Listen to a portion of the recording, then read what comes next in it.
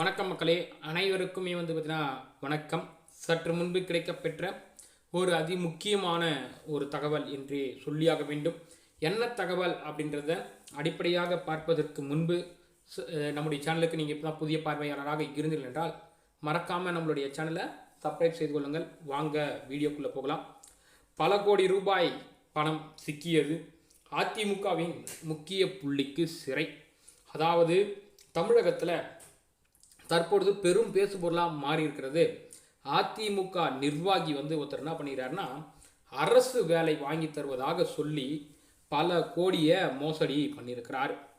அது மட்டும் இல்லாமல் இந்த பணம் எல்லாம் பார்த்தீங்கன்னா அதிமுகவின் முன்னாள் மாஜி ஒருவரை கை காட்டியும் இருக்கிறாரு அந்த நபர். இதனால் காவல்துறை இந்த வழக்கை தீவிரப்படுத்தி இருக்கிறாங்க. ஏற்கனவே நம்முடைய ஸ்டாலின் எப்படியாவது அதிமுகவை ஒழித்து கட்ட வேண்டும் அப்படின்றத கங்காணம் கட்டிக்கின்னு சுற்றிக்கிட்டு இருக்காரு. சும்மா வேணும், ஆடுற மாட்டுக்கு கொஞ்சம் சலங்கை வேற கட்டி விட்டாங்கன்னா இன்னும் ஆடாமையாக இருக்கும் அப்படின்ற வகையில் ஸ்டாலின் இந்த வழக்கை தீவிரப்படுத்தி இருக்கிறார். யார் அந்த அதிமுகவின் மாஜி? இந்த நிர்வாகிக்கு பின்னாடி இருக்கக்கூடியவர் யார்?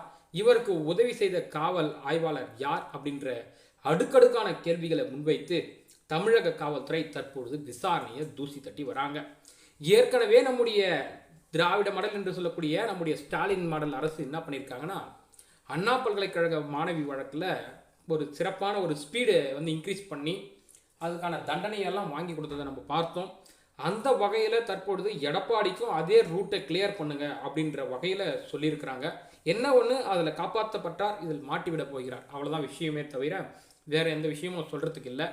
இப்படி இருக்கக்கூடிய வகையில் பார்த்தீங்கன்னா அந்த அதிமுக மாஜி மாட்டினார்னா எடப்பாடி கதையும் முடிவுக்கு வரும் அப்படின்னு சொல்கிறாங்க. காரணம் என்னென்னா, எடப்பாடி பார்த்தீங்கன்னா முன்பு இருப்பதை போல தனி ஆள் கிடையாது.